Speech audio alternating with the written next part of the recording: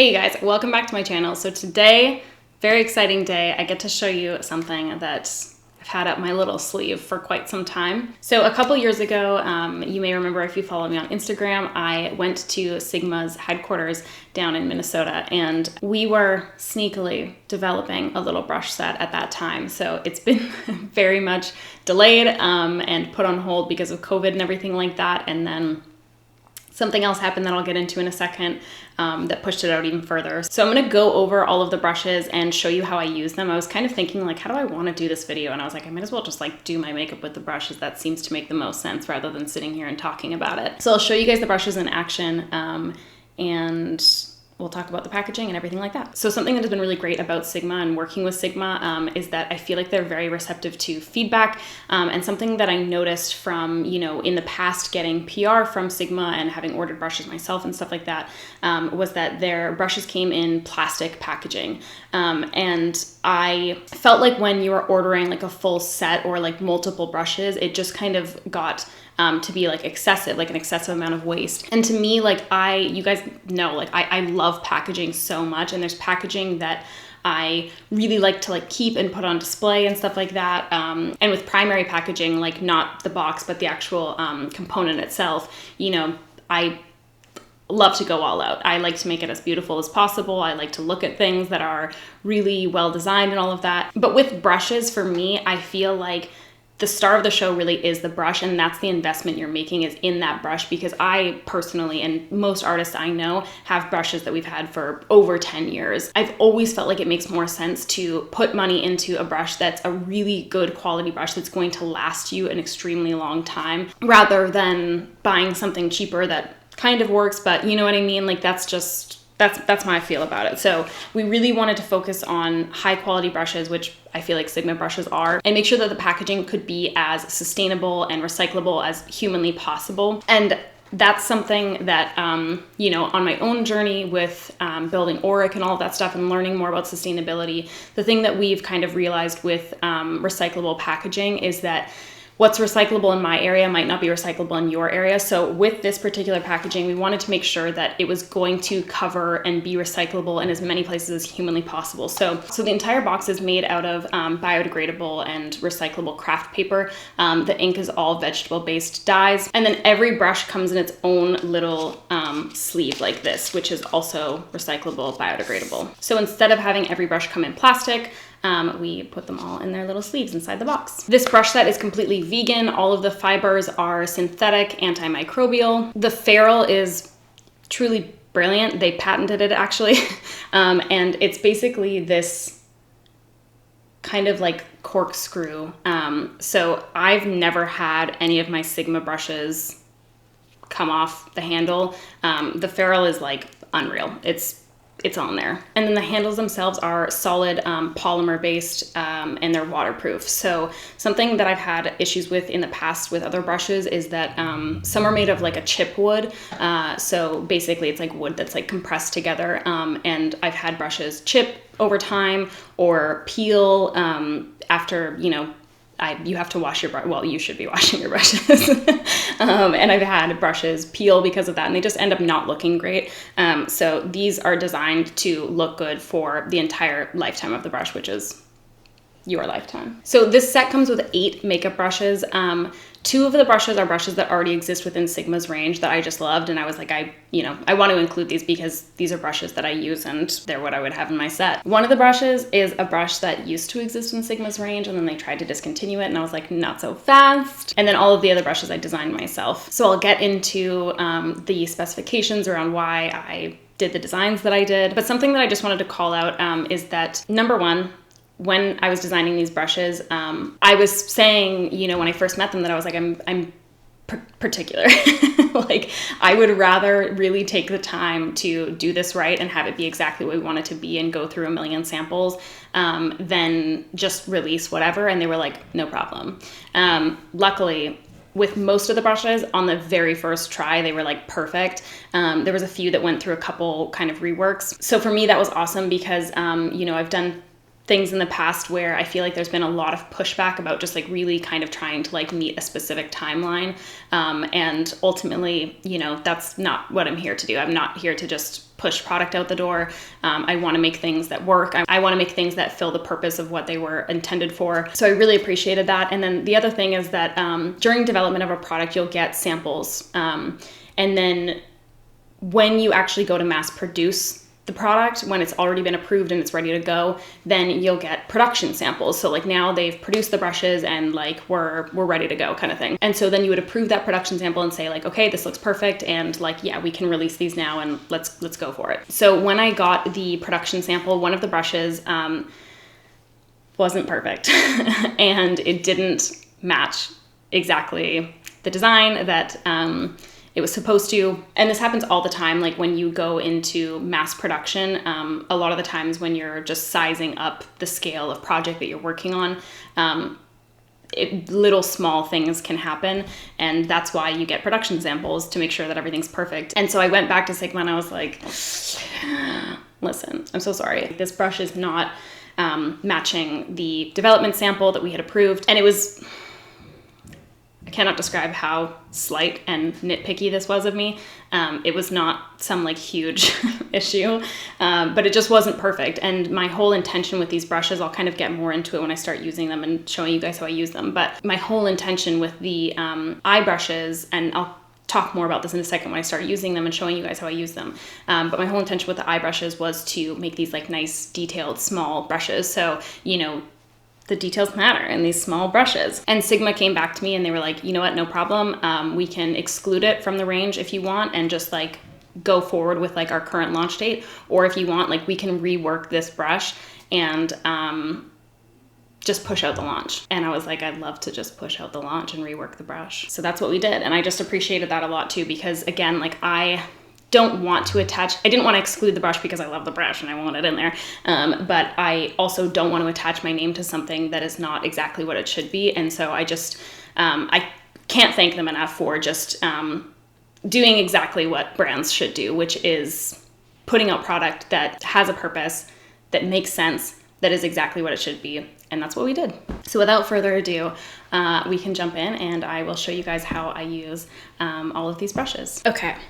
Let's do our eyes. This is something that I've come to the conclusion of over my time here teaching makeup on YouTube. I feel like a lot of people that struggle with different things with doing eye makeup is often coming down to like the types of brushes they're using, and more specifically the size of brushes they're using. I've talked about this quite a few times on YouTube, but I do think that a lot of the brushes that are on the market currently are sized so big that it's not really suitable for the eye areas a lot of the times. And for most eye shapes, you know, like not every single person out there has like a huge amount of lid space where they can use a really, really big blending brush and it's no problem. So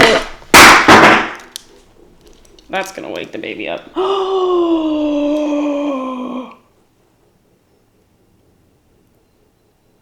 broke it. We've experienced a casualty here today. We're down one foundation. So anyways, the whole focus of the eye brushes in this set was to really kind of make smaller detail brushes the star of the show. So we have the 5 brushes that I use mostly for eye, but there is a couple of them that I use for a few other things. And I'll talk about all of that more in depth. So yeah, that was really kind of my vision with the eye brushes, was just to make things that were going to be more suitable for more eye shapes, more eye sizes, and overall just make it easier to do your makeup because you're not using brushes that are so big that it's resulting in patchy blending, muddy blending, stuff like that. And you can be really precise about where you're putting down product and how you're blending it out and all of that. So the first brush that I'm going to talk about from this collection is the Shader Crease brush. And this is a perfect example of me not being able to let things go in my life. This is actually based off of a design that Sigma had in the past that they discontinued. And I was like, listen, first things first, if we're going to do this whole situation, I'm gonna need to bring back this brush. So this is based off their E47 brush, which I've talked about a few times on YouTube. I love this brush. I think that it's like a genius design. Basically, it's like a thin little brush that when you turn it sideways, it has a little bit more kind of width to it. So I think that this one is great for like holding perpendicular to your eye and shading in that crease without making it like a super precise, like harsh line. And then you can always turn it to the side and blend out with the extra kind of width there. I just think this is so beautiful for crease work, and that's what we're gonna use it for today. I'm gonna be using Manny's new palette from Lunar Beauty. This is the Nude Prism palette. Packaging, gorgeous. Just some really beautiful neutrals. So I'm gonna pick up one of these deeper shades. I think I might go with this one here, just on my little shader crease brush. So I'm just gonna be picking that product up right on the very, very tip of that brush. And you can kind of see too, it has like a nice, what do you call that? Comes to a nice little kind of point there, which is great because again, it just gets right into that crease without depositing too much product. So I'm picking it up right on that very tip, so that it's just gonna give me a nice thin line of product. I'm actually gonna dibble dabble back and forth between the more purpley kind of color and the more brown color. Okay, and then I'm holding that brush perpendicular to my eye. And I'm just very lightly touching it to the skin and starting to shade out that outer V.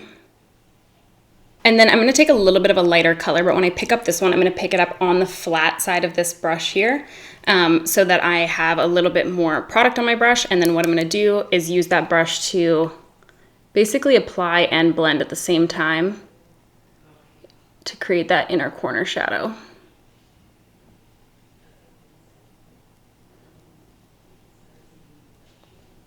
When you get the box on the back, it has like a little quote from me, and I talk about how I think that good tools are an investment. And for me, I truly do believe that, but also I think that learning how to utilize those tools the best you can and making them more versatile as well is what's going to result in the best makeup, the best technique. So when you're using these brushes or brushes you already own, something that I really try to do and think about is like I look at the shape of the brush from all different angles and think about like what part of my face could that be like best suited for, you know? I think I'm gonna do a little cut crease actually, but I'm just putting a little bit of color in the outer corner here. So I'm gonna leave that there for now, and then I'm gonna take my detailed blending brush. So for this, kind of the whole idea was that I wanted a blending brush that was going to be small enough that it wouldn't kind of ruin like any detail work that I had done, and it also wouldn't make my blending too muddy, because again, I feel like when you have a really big fluffy blending brush,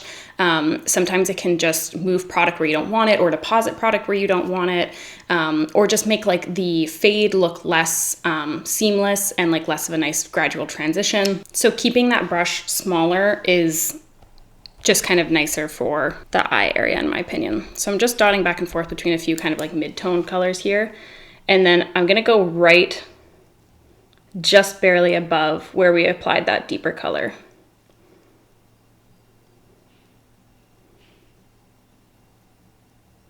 And then as I have less product on my brush, we can kind of move more upwards. This brush, I drew pictures, and then I would have like markings to say like, I want this length, this part of the brush to be like this long in millimeters or whatever. And with this brush, like I had exactly what I wanted in my mind and the exact shape in my mind, and I drew it out, and I was like, oh, I just feel like we're gonna go back and forth on this brush so much because like I want it to be just like this perfect size basically. And literally the first round of samples they sent to me, I was like, it's perfect and I'll take 12 more, thank you. I forgot I have to do my other eyeball. I also really love this brush if I want to do like a really nice like diffused like inner corner kind of thing, as well as for like if I want to highlight my little nose, my little cupid's bow. You know, if I'm feeling really fancy, I'm going like above and beyond. But most days if I'm just doing like a really quick makeup, I'll just take that brush and put like a mid-tone shadow just through my crease and leave it at that, and it's perfect. So quick, so easy. The next brush I want to talk about is the Detail Shader brush. So with this guy, I wanted to have a really nice kind of almost coming to like a triangular point here, and just really super thin so that I could do cut crease and like detail work like that. The reason I wanted that shape at the tip was because I feel like for me, I see some people cut their crease like this, and I tend to kind of go more on an angle like this. So I wanted that angle to kind of match like where I would be cutting my crease. And then also I like this for if I'm cleaning up winged liner and stuff like that. I can either like dip that side into concealer or makeup remover or whatever. And then I can just go ahead and like clean up that liner like that. And I find that being able to like hold that brush rather than going like this where I'm kind of trying to stay sturdy, I can hold that brush a little flatter to my skin, so it gives me more control, and that's going to result in like less skipping and just a smoother line overall. And as well, sorry, I will move on, but I also found that some of the brushes that I was using before for cutting creases were a little bit shorter, like they had shorter bristles, and I just found that like it wasn't enough product, it wasn't enough control, because again, like I wanted to be able to like lay that brush against my skin and really have that nice kind of fluid motion, and having a shorter bristle didn't really allow for that. So I'm just gonna use a concealer to cut my crease because I'm desperately low on my eye primer. I've been using the Rare Beauty one and I'm out of it, and I'm like scraping the walls on the side and it's getting pretty gross. But I hate replacing things like this because it's like, it's not like a fun purchase, you know what I mean? Like getting like a bright red lipstick or like a new eyeshadow palette, like that's, or like a set of brushes, you know, from Sigma. Those things are like fun purchases to me. Replacing eye primer, I also just feel like it's one of those things where it's like, if it works, it works. So like I'm not gonna like go and try like a million new eye primers kind of thing, unless someone's like raving about something and then I'm like, okay, well, I'll try it. But you know, I don't try as many different options for that. I just kind of will repurchase the same one, so it's extra boring. Anyways, that's it. So I am gonna use concealer to cut my crease. And yeah, I'm gonna pick it up on that one side, and I'm kind of just pushing that excess product into my brush so that I don't have too much product kicking around. I'm gonna look down into my mirror and I'm gonna go ahead and cut my crease. And then once I have my kind of nice line drawn out, then I take a little bit more product and I basically just tap that down the center of my lid. And then when I have way less product in my brush, I can kind of tap on the inner and outer edges here to start to blend that a little bit. And then I usually just take my finger and tap away any excess product. And then I'm gonna let that dry and I'm gonna do the other side because I do have two eyeballs, as it turns out. And if you have some transfer from your concealer, no problem. I go in with that first brush I showed you, the E47, and I just go back over our crease. And that's where I love this brush, like over like the detailed blending brush, because the detailed blending brush would kind of blend onto that cut crease, whereas with this one, it's like you can hold it perpendicular to the eye and just clean up that crease without going over top of your concealer. It's genius, truly. And I didn't design that one, so I can say it. Okay, I'm gonna take that same shader brush and I'm going to grab this color first.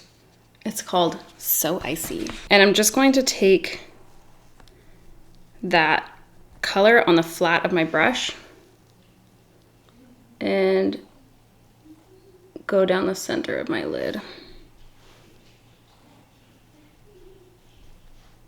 And when I'm doing cut creases, if you find that you always get transfer when you do a cut crease, what I like to do is put the crease just above where your natural crease is so that when your eye is open, it will still kind of show a little bit of that cut crease, and then it will basically be transferring onto itself, if that makes sense, rather than transferring onto where you deepened your crease. Okay, and then I'm gonna grab the E47 brush, that's what I'm gonna keep calling it, and I'm gonna pick up the color Expose, again, just on the flat of my brush, and I'm going to, ooh, it's a nice color. I'm going to kind of blend that into both our darker color on the inner corner and our kind of highlight color down the center. It's pretty. It's been a while since I've done like more like detailed makeup slowly like this, and wow, how relaxing. Okay, and then I'm gonna take the same brush. I just kind of am wiping it off on the side. And I'm picking up some of that deeper color that we originally started with, and I'm literally just gonna pat that over top of this other color here. That's it. Always put your brush down first where you want the heaviest deposit of color. And then as you have less product on your brush, you can work towards the area in which you're blending. I think I'm gonna use this. I remember it not working great. I used it the other day, but I think I'm gonna try it again.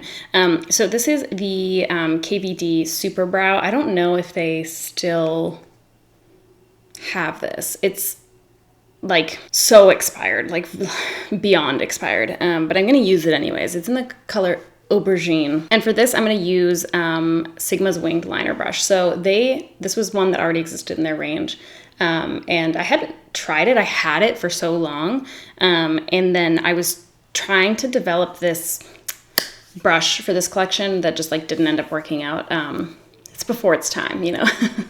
I haven't figured out I need to tweak it a little. But I was trying to develop something, and then I just happened to try this brush from Sigma while I was like working on it. And I was like, damn, that is a good brush. I love that this brush is just so tiny and nice, and I love that I can get like right into my inner corner super easily, and especially now I feel like all the kids on TikTok are doing the whole like little inner corner liner thing. Fantastic for that. And I just think it gets such nice, sharp, thin little baby lines. So if you aren't wanting to go overboard with your eyeliner, which, I mean, like I can't relate to that. I do want to go overboard with my eyeliner, but if you are, you know, someone else that wants a nice thin liner, then you've got it. You got it, babe. But for me, I'm just gonna start from the outer corner of my eye and lift it up to the length that I want, and then I drag down from the tip.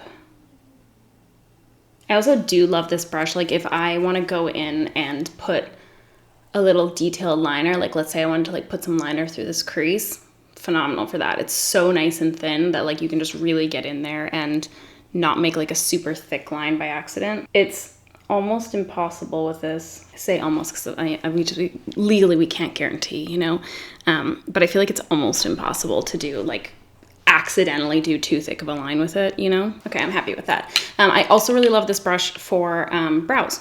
Works great for that. Okay, I'm gonna talk about this brush here quickly before we finish up because I actually am gonna use it on the face rather than on my eyes, but I need to mention it. So this is the Detail Pencil Brush. So you can barely see it against my white skin, but here's my beef with pencil brushes, okay? I find that a lot of pencil brushes are like a perfect dome shape, and then I feel like it almost defeats the purpose of what most pencil brushes are used for. So I wanted to make this come to taper. That's what I was looking for earlier. I wanted it to come to more of a taper. And this was another one that they just like nailed like right out the gate. It's perfect. So I wanted this for doing like even more detailed kind of like crease work. I just love how precise it is. I love it for doing like smoky liner and stuff like that, like blending out. If you have like a cream or like a gel liner that's more malleable, like it stays kind of creamy for longer, this is like beautiful for blending that out and making like a really nice smoky liner with it, or even just like tapping over top with a shadow to kind of like fake a smoky liner.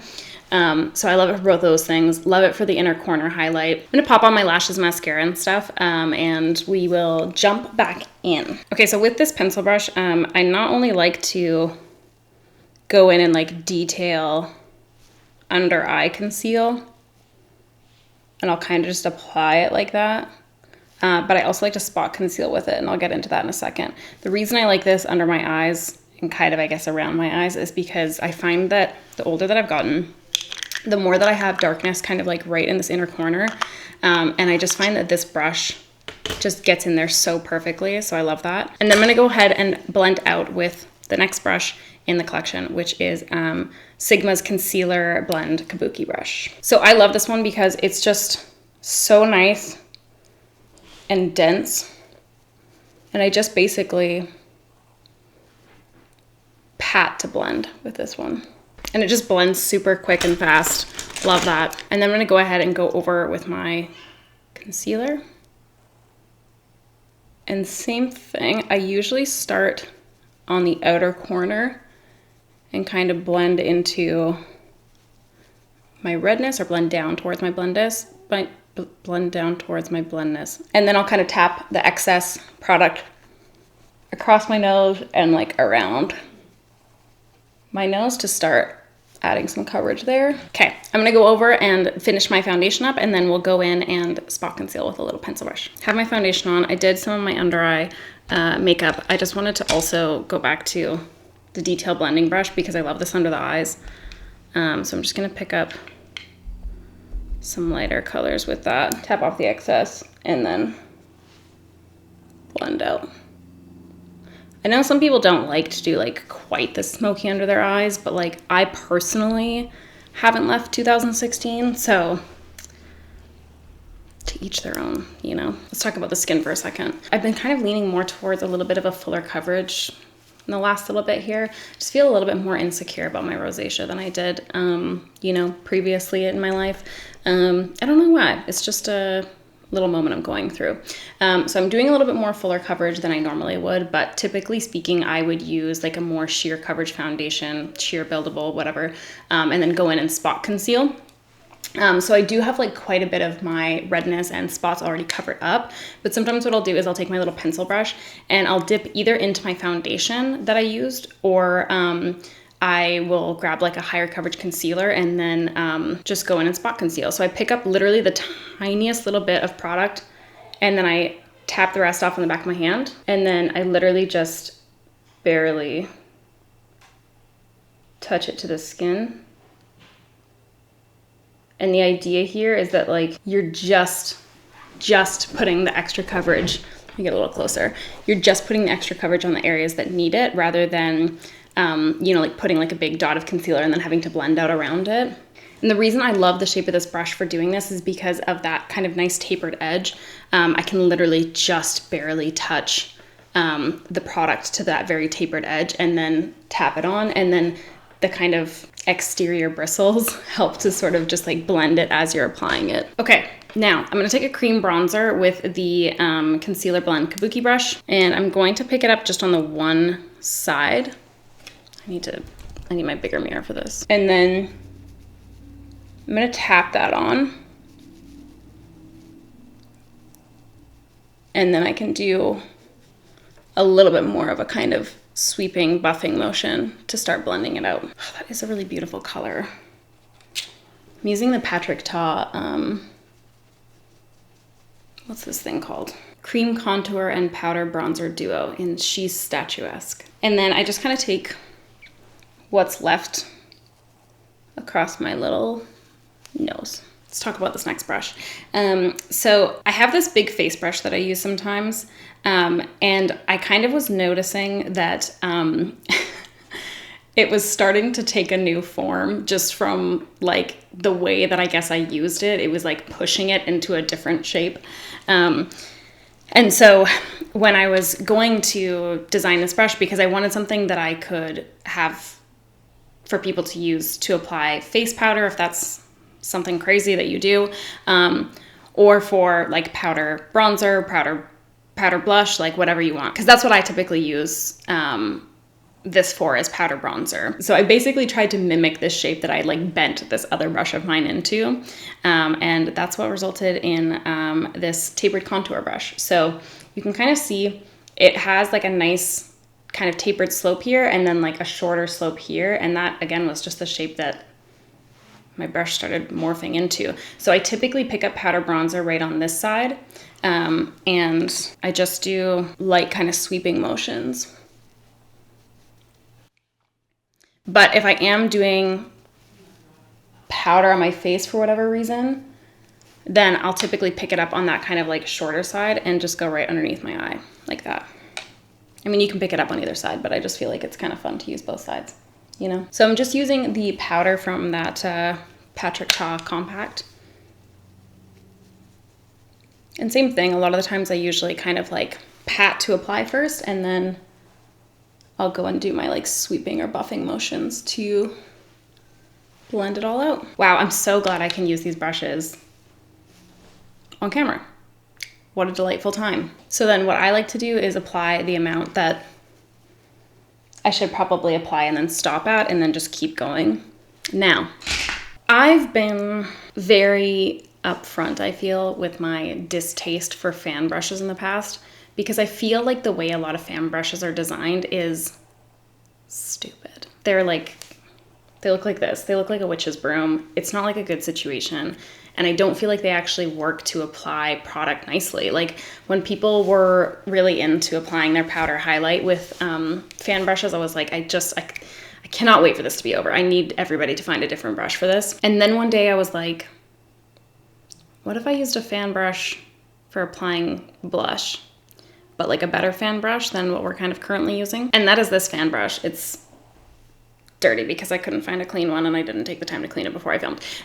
But this fan brush is without flaw. You can use it for powder highlight. It is beautiful for powder highlight because it has kind of like nice tapered round edges, and so it's nice and soft and it gives you like an actual like nice diffused look, whereas I feel like before the witch's broom ones just kind of looked like chunky and patchy and it didn't like blend your product well. It just like laid it on top basically, and that's what I didn't like about it. But this is so beautiful for applying blush, and I wanted it to be a little bit of a smaller shape too, just because I find that sometimes with blush brushes they're so massive, again like going into this whole big brush issue that I have, I feel like they're so massive for the face that you don't get this like nice kind of like precise application of blush. And it ends up being patchy or like going down too low or whatever, and I'm just not about it. So I have a blush here from Becca RIP. It's in the shade Damselfly, and I'm going to pick that up on my brush, tap off the excess, and then what I like to do is basically just apply like this, and then I'll kind of sweep it back and forth like that to blend it out even more. Same thing with my blush. Over application is the best application in my opinion. Also, the other thing is that there's something that feels very special and fancy about using a fan brush for blush application. And that's me stating my case, okay? So for those of you that are into the powder highlighter, definitely go hard, use this for your powder highlighter. Obviously, we all know that ain't me. I'm gonna take a little bit of my Auric Glow Lust in the shade Selenite and pump just a tiny bit onto the back of my hand. And I'm gonna take my little kabuki blending brush and really work that into the bristles so there's not like just a glob of product on the end. And then I just barely tap it onto my cheekbones. And then typically what I'll do, because I picked it up on that one side and worked it into my brush, I'll use the other side if I need to pick up any excess or kind of like use that to blend it out or whatever. Yeah, there we go. Getting to the very itty bitty end. I know I've been saying that for months, but I'm like trying to preserve this like so desperately. This is my little bite lip pencil. So I'm going to apply that first. I don't typically use a lip brush when I'm doing a nude lip because I just quickly swipe it on, but just to show you guys. I'm taking a liquid lipstick on the back of my hand and I'm picking that up on my detail shader brush. And then I love this brush for lips. Same thing with that top part. I love kind of drawing on my Cupid's bow with that and using it to diffuse lip liner and then taking the flat of the brush to apply the bulk of the lip color. So that is everything for me today, you guys. I have some kind of weird lighting. There's like a bar of light in the middle of my face. It's fine. Thank you guys so much. I hope you guys love these. If you end up picking them up, thank you so much for your support as always. Thank you Sigma for allowing me to do this and create these and put them out into the world. I'll see you guys next time. Peace out.